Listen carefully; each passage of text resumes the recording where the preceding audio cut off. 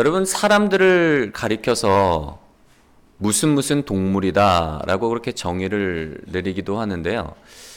들어보셨을 거야 아마. 사람을 가리켜서 여러 가지로 정의를 할 수 있지만 그 중에 한 가지 뭐라고 또 이야기를 하는가 하면 사람은 망각의 동물이다 라고 그렇게 정의를 내립니다. 여러분, 우리는 잊어버리는 존재예요. 다 기억할 수가 없어요. 독일의 철학자인 니체는 인간에게 있어 망각은 꼭 필요한 것이라고 그렇게 이야기를 했습니다. 만약에 망각이 없다면 어떠한 행복도 어떠한 희망도 심지어 현재라는 이 순간도 있을 수 없다라고 그렇게 니체가 이야기를 했는데요. 여러분, 분명 우리에게 있어서 망각이라는 건 때로는 이제 깜빡깜빡 있는 것으로 인해서 스트레스 받는 분들도 있지만 망각이라는 것이 어떻게 보면 또 하나님의 선물이에요. 왜냐하면 우리가 잊어버릴 수 있기 때문에 고통스러운 기억이나 또한 마주하고 싶지 않은 상처들에 대해서 잊어버림으로 인해서 우리의 정신적인 건강을 유지할 수 있기 때문에 그런 측면에서 봤을 때 망각이라는 건 정말 하나님이 주신 어떻게 보면 선물이라고 이야기를 할 수가 있는데요. 그런데 문제는 뭔가 하면 우리의 삶 속에서 우리가 잊어버려서는 안 되는 것들을 잊어버림으로 인해서 문제가 종종 되기도 해요. 망각이 우리에게 있어서 분명히 좋은 선물이고 축복이기는 하지만 근데 우리의 삶 가운데서 절대로 잊어버려서는 안 되는 것들을 잊어버릴 경우에는 문제가 된단 말이에요. 오늘 말씀은 하나님께서 이스라엘 백성들에게 특별히 이제 이스라엘 백성들 중에서 남자들의 경우는 1년에 3번 절기를 따라서 하나님께서 지정하신 곳 예루살렘 성전에 가서 예물을 가지고 하나님 앞에 나아가 예배를 드리라고 말씀을 하세요. 이 3번은 어떤 절기인가 하면 무교절, 7.7절, 초막절인 거예요. 여러분, 하나님께서 이스라엘 백성들 특별히 남자들에게 1년에 3번은 꼭 너희들이 예루살렘 성전으로 예물을 가지고 가서 하나님 앞에 예배를 드려라 말씀하신 이유는 뭔가 하면 중요한 사실들을 잊지 말고 기억하게 하기 위해서 그런 명령을 주시는 거예요.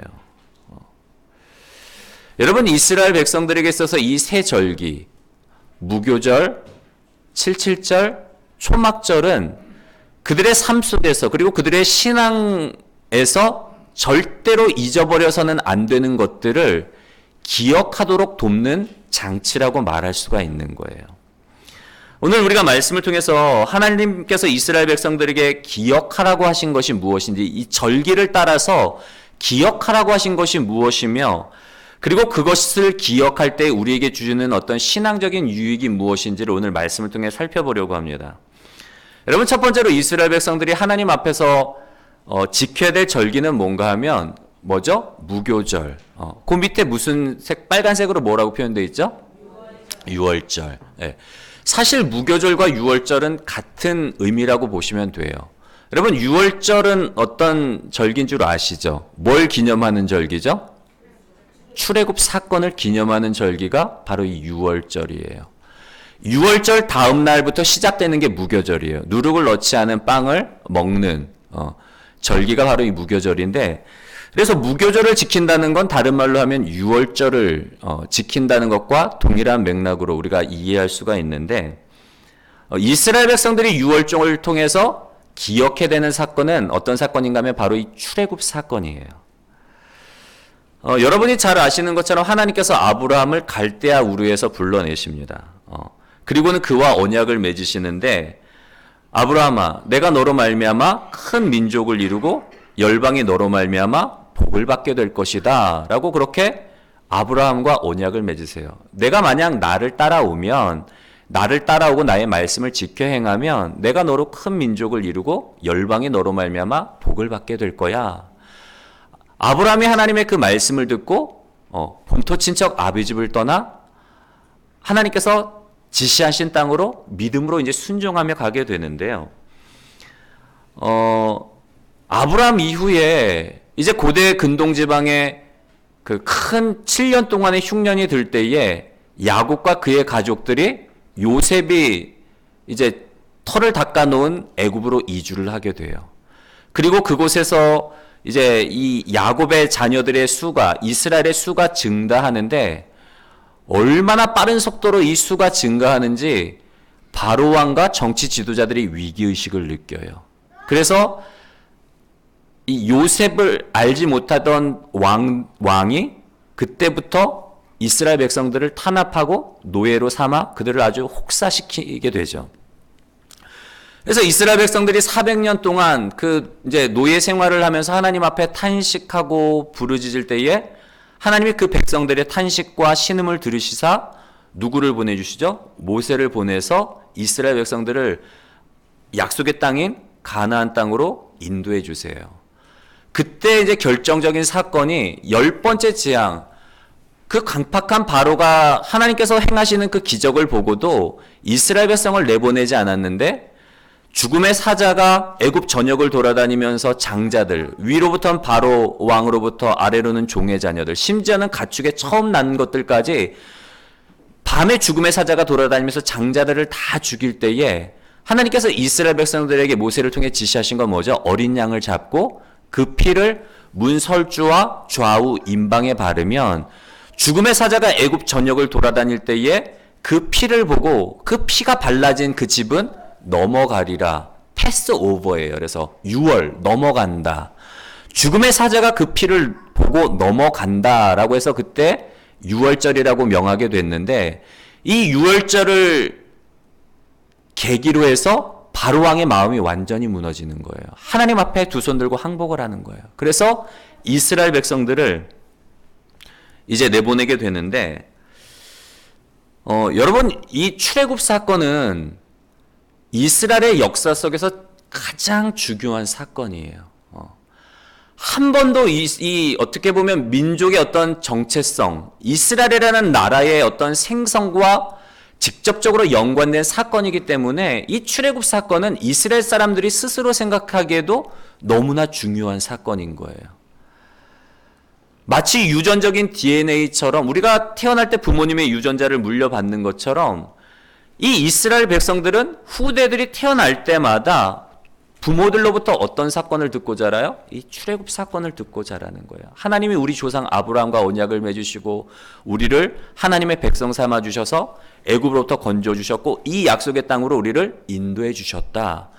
우리는 어떤 존재들이라는 거예요? 하나님의 선택받은 백성이다라는 사건이에요. 그거를 대대손손 전해주는 거예요. 여러분 출애굽 사건은 이스라엘 백성의 어떤 정체성을 형성해주는 아주 중요한 사건인데요. 이스라엘 백성들이 자신들의 정체성을 형성한 이 출애굽 사건을 기억해야만 하는 6월절을 통해서 기억해야만 하는 중요한 이유가 세 가지 정도가 있는데요. 첫 번째 이스라엘 백성들이 자신의 정체성을 기억해야 되는 이유는 뭔가 하면 출애굽 6월절을 지키면서 출애굽 사건을 기억하고 우리가 하나님의 선택된 백성이다라는 것을 기억해야 되는 중요한 이유 첫 번째는 뭔가 하면 그 사건을 구원의 사건을 기억함으로 인해서 하나님과의 관계가 형성이 되기 때문에 여러분 우리가 속 격언 중에 아까 물이 많을 때에 홍수 때에 마실 물이 없다는 격언도 있지만 또 우리가 살아가다 보면 여러 가지 격언들 중에 어떤 격언이 있는가 하면 첫 단추를 잘 끼워야 된다라는 그 격언이 있잖아요. 뭐 보면은 옷을 오늘 점퍼들을 입고 오신 분도 있는데 지퍼로 된 점퍼를 입고 오신 분도 있지만 저 같은 이제 양복 같은 버튼식으로 돼 있는 옷을 입고 있는 분들이 종종 있단 말이에요. 그러면 여러분 첫 단추를 잘못 끼면 어떻게 되죠? 아무리 정성 들여서 단추를 끼워도 다 어긋나게 되는 거예요. 여러분 이스라엘 백성들 그들의 삶의 어떤 시작, 신앙의 시작은 뭔가 하면 하나님이 우리를 구원해 주셨다는 거예요. 애굽에서 종살이 하던 우리를 구원해 주셔서 우리를 하나님의 백성 삼아 주시고 우리를 하나님의 자녀 삼아 주신 것이 그들의 삶의 시작이요 신앙의 시작점이 되는 거예요. 여러분 그걸 잊어버리고 살면 내가 어떤 존재인지를 알지 못하면 우리의 삶은 방황할 수밖에 없단 말이에요. 출애굽 사건을 6월절을 통해서 출애굽 사건을 기억할 때 이스라엘 백성들은 비로소 누구를 바라보게 돼요? 하나님을 바라보게 되고 하나님과 교제 속으로 들어갈 수 있기 때문에 이 출애굽 사건이 중요한 거예요. 두 번째로 출애굽 사건이 중요한 이유는 뭔가 하면 출애굽 사건은 이스라엘 공동체의 정체성을 나타내주는 사건이란 말이에요. 개인적으로도 우리가 유월절 사건을 기념하면서 하나님이 날 구원해 주셨구나. 하나님이 나를 자녀 삼아 주셨구나. 개인적인 신앙에 있어서도 중요하지만 출애굽 사건은 이스라엘이라는 나라, 하나님께서 이스라엘을 자기의 백성 삼아 주신 공동체라는 그 공동체성을 기억하는 데 있어서도 이 출애굽 사건이 중요한 거예요. 제가 말씀을 준비하면서 과연 오늘 우리에게는 이스라엘 백성들처럼 이런 출애굽 사건과 같은 어떤 우리가 공동체적으로 기억하고 함께 공유할 수 있는 그런 사건들이 있을까? 한번 생각을 해봤어요.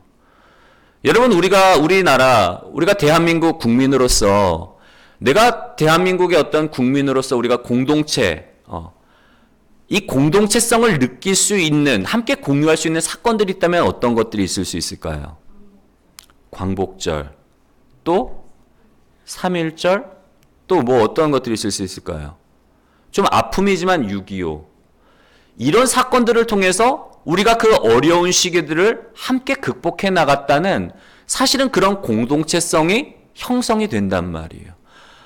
IMF도 우리가 견뎌냈지. 우리가 힘들고 어려울 때에 IMF 경제 위기를 겪을 때에 외신들이 놀랬던 건 뭔가 하면 사람들이 다 자기 집에서 금반지, 뭐 금패물들 팔아가지고 나라의 빚을 갚는데 썼단 말이에요. 그래서 사실은 우리가 그 위기를 극복해낼 수 있었는데 그때는 그랬는데 요즘 제가 느끼는 건 뭔가 하면 요즘에는 점점 이 공동체성이 희박해져 가는 거예요. 개인주의가 심화되어지고 사람들이 이제는 어떤 조직보다는 그냥 자기 삶에 최우선을 두는 거예요. 뭐 우리나라뿐만 아니에요. 전 세계적으로 여러분 이 포스트 모더니즘의 특징이 바로 그거예요. 개인주의.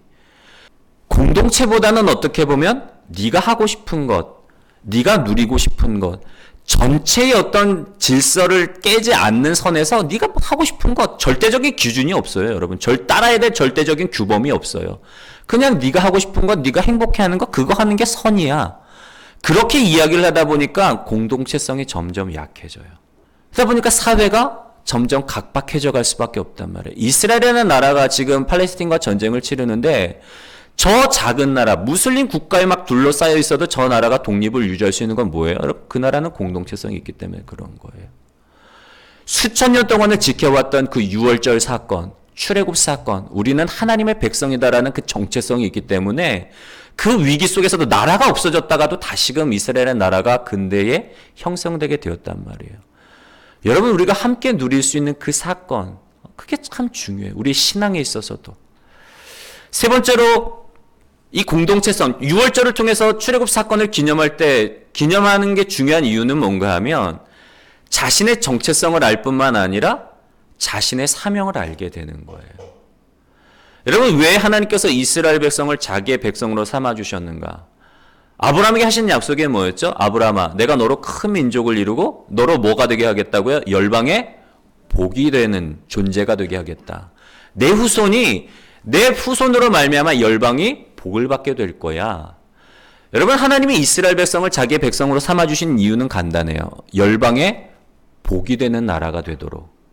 하나님의 다스림, 하나님의 통치를 받으면 이스라엘 백성들이 하나님의 법을 따라 정의와 공의와 사랑을 실천하며 살아가면 그 사회가 가장 이상적인 천국과 같은 사회가 되는 거예요. 다른 어떤 우상을 섬기는 나라, 양육강식의 지배, 권력자가 막 누르고 압제하고 이런 나라 사람들이 볼 때에, 이스라엘을 바라볼 때, 저 나라 하나님이 왕이 되시고 하나님이 통치하시는 저 나라의 백성들이 행복한 삶을 보면서 우리도 저렇게 되고 싶다. 그러면서 하나님께 나아가게 되는, 열방의 본이 되는, 샘플이 되는 나라가 되라고 이스라엘을 부르셨단 말이에요. 구원의 사건, 하나님께서 이스라엘을 자기의 백성 삼아주시는 사건으로 말미암아 개인적으로는 하나님과의 관계가 시작이 되고 공동체적으로는 공동체성이 형성이 되고 그리고 사명을 발견함으로 말미암아 방황하지 않고 내가 어떤 존재인지 내가 무엇 때문에 부름을 받았는지 알면 우리의 삶이 방황하지 않는단 말이에요. 근데 내가 어떤 존재고 하나님의 자녀라는 사실도 잊어버리고 왜 이 땅에서 어떤 삶을 살아야 되는지 알지 못하다 보니까 세상 사람들과 똑같이 세상에서 성공하고 세상에서 안정적인 삶을 살고 세상에서 그냥 적당히 누리며 사는 일에 정말 중요한 것이 아닌, 하나님이 보시기에는 중요한 가치가 아닌데도 세상적인 가치를 따라 우리의 인생, 우리에게 주신 시간과 물질과 삶을 낭비할 수밖에 없는 거예요. 그래서 여러분, 이 구원 사건이 너무나 중요한 거예요. 하나님께서 이스라엘 백성에게 유월절을 통해서 기억하라는 건 다른 게 아니라 내가 너희를 구원하였고 너희는 나의 백성이며 우리를 부르신 그 목적이 있다는 것, 그걸 기억하라는 거예요. 여러분, 이스라엘뿐만 아니라 우리도 이 절기들을 통해서 내가 왜 하나님이 나를 구원해 주셨지, 나를 부르신 목적이 무엇인지, 세상의 빛과 소금으로 살아가며 열방에 복이 되는 삶을 살도록 부르셨다는 사실을 기억하면서 우리가 세상적인 것에 매이는 것이 아니라 하나님의 부르심의 그 목적을 향해서, 부르심의 상을 향해서 달려나아가시는 복된 저와 여러분들이 되시기를 주님의 이름으로 간절히 소원합니다. 두 번째로 이스라엘 백성들이 지켜야 할 절기는 어떤 절기인가 하면 77절이에요. 다른 말로 하면은 뭐죠? 오순절. 여러분, 오순절 하면 떠오르는 사건이 있죠. 어떤 사건이죠?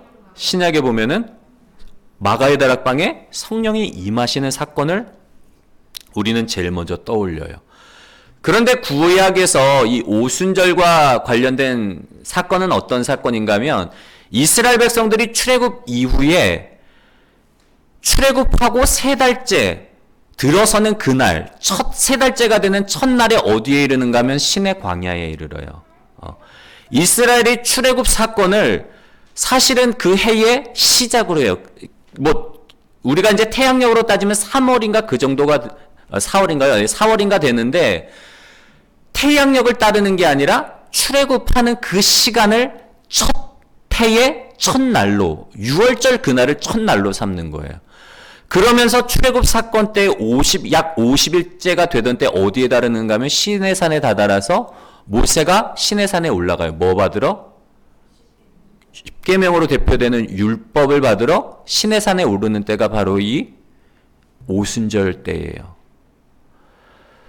여러분, 그 짧은 그 50일 동안 시내산에 다다르기 전까지 말씀해 보면, 출애굽기의 말씀을 보면 그 전에 어떤 사건이 있었는가 하면 홍해를 건너고 나서 엘림에서 오아시스에서 나름대로 이제 긴장을 풀어요. 그리고 엘림을 떠나자마자 이스라엘 백성들이 불평을 하기 시작하는데 뭐 때문에 불평을 하는가 하면 먹을 게 없다고. 하나님 앞에 불평해요. 야, 우리가 적어도 애굽에 있을 때는 신선한 채소도 먹었고 고기가마 곁에서 고기도 떨어지는 부스러기라도 먹었는데 이 광야에서는 먹을 것도 없고, 불평을 하는 거예요. 그러니까 하나님이 모세를 통해서 뭘 내려주세요? 만나를 내려주시는 사건이 시내산 도착하기 전에 있었고, 불평해서 만나를 먹고 나서 그 다음에 어떤 사건이 있는가 하면 이제 먹을 건 생겼는데 마실 물이 없는 거예요.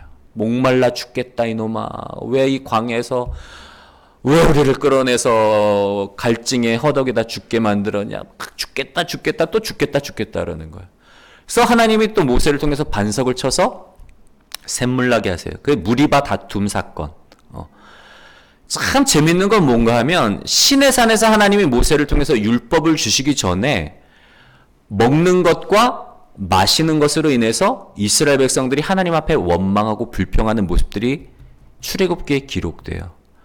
하나님의 산에 다다르기 전에 분명히 이스라엘 백성들이 출애굽해서 홍해를 건너잖아요. 신약에는 뭐라고 표현되는가 하면 홍해를 건너는 사건을 세례로 비유를 하는 거예요. 우리가 세례를 받을 때 옛날에는 이제 침례잖아요. 물속에 잠겼다가 일어나는 것을 예수 그리스도의 죽으심과 연합해서 죽고 예수 그리스도 안에서 이제 새 생명으로 태어난다는 것을 기념하는 세례라고 하는데, 마치 이스라엘 백성들이 홍해를 건넌 사건은 구약에 말하는 세례의 원형에 해당되는 거예요. 이스라엘 백성들이 홍해를 지남으로 이제 하나님의 백성이 되었는데, 세례받고 하나님의 백성이 되었는데, 그들이 건너자마자, 그리스도인이 되자마자, 하나님의 백성이 되자마자 뭐예요? 먹는 문제로, 마시는 문제로 불평을 하게 되는 거예요. 하나님의 산에 이르기 전에. 여러분, 이게 참 신앙적인 의미가 있어요. 하나님이 우리의 죄악된 실체를 보여주시는 거예요. 구원받은 이후에도 여전히 우리는 어떤 존재예요? 연약한 존재이고 먹을 것, 마시는 문제로 인해서 시험 들고 불평하는 존재가 우리의 실체를 적나라하게 들어주시는 사건이 바로 그 사건인 거예요. 근데 중요한 건 우리가 77절을 통해서 오순절을 통해서 우리가 기억해야 되는 건 뭔가 하면 하나님의 신의 산에서 뭘 주셨다고요, 여러분?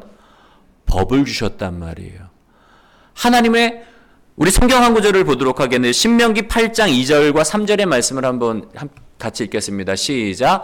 내 하나님 여호와께서 이 40년 동안에 내게 광야길을 걷게 하신 것을 기억하라. 이는 너를 낮추시며 너를 시험하사 내 마음이 어떠한지 그 명령을 지키는지 지키지 않는지 알려 하심이라. 너를 낮추시며 너를 줄이게 하시며 또 너도 알지 못하며 조상들도 알지 못하던 만나를 내게 먹이신 것은 사람이 떡으로만 사는 것이 아니요 여호와의 입에서 나오는 모든 말씀으로 사는 줄을 내가 알게 하려 하심이니라. 아멘. 여러분, 하나님께서 이스라엘 백성들을 광야 40년 동안 우리가 속된 말로 말하는 뺑뺑이 돌리신 이유는 뭔가 하면 그들이 원망하고 불평해서 너 한번 호되게 당해봐라, 그런 어떤 심판의 성격이 아니에요. 교육적인 차원이에요. 제일 중요한 한 가지 사실을 가르쳐 주시려고 하는데 40년 동안 이스라엘 백성들에게 가르쳐 주시고자 했던 건 뭐예요? 사람이 떡으로만 사는 존재가 아니라 하나님의 입에서 나오는 모든 말씀으로 사는 줄을 알게 하기 위해서 40년 동안을 훈련을 시키신 거예요. 매일매일 광야에서 구름 기둥과 불 기둥을 통해서 하나님의 살아계심을 생생하게 보여주시잖아요. 구름 기둥과 불 기둥을 통해서 하나님의 임재를 나타내시고 만나와 메추라기를 통해서 그들의 모든 필요를 채워주시고 때로는 반석을 쳐서 샘물 나게 하시는 그들의 모든 필요를 하나님이 채워주세요. 40년 동안 그 공급하심과 함께 하심을 경험하면서 그거보다 더 중요한 사실이 뭐예요, 여러분? 야, 내가 니들의 삶을 책임져 주지 않냐. 걱정하지 마. 먹는 문제, 마시는 문제로 염려하지 말고 뭐예요? 먼저 주의 나라와 주의 의를 구하라. 사람이 떡으로만 사는 게 아니라 진짜 우리의 영혼을 살리는 게 뭐예요? 생명 양식의 말씀이라는 거예요. 사람이 하나님의 말씀으로 사는 존재라는 걸 가르쳐 주시기 위해서 40년 동안 가르쳐 주신 거예요. 하나님의 임재가 있는 그 신의 산에 다다르기 전에 이스라엘의 실체가 드러난단 말이에요. 세례받고 하나님의 백성이 되었음에도 불구하고 여전히 옛날 애굽에서 종살이하던 그때 세상적인 가치관, 세상 사람들이 추구하는 성공과 번영과 물질의 안정을 추구하는 그들의 똑같은 삶의 방식을 그대로 드러내 주시는 거예요. 그러면서 우리가 진정으로 따라야 될 것이 무엇인가? 하나님의 법, 하나님의 말씀. 6월절 사건을 통해서는 우리를 구원해 주심, 우리가 하나님의 자녀가 되었다는 정체성과 우리가 하나님의 백성, 하나님의 교회가 되었다라는 공동체성, 그리고 우리에게 주신 사명을 기억하라고 하셨다면 여러분 77절 오순절 사건을 통해서 우리가 뭘 기억해야 되는가 하면 우리가 무엇을 따라 살아갈 것인가. 구약에서는 하나님의 말씀이에요. 근데 신약에서는 오순절에 뭐가 오죠? 성령이 임한단 말이에요.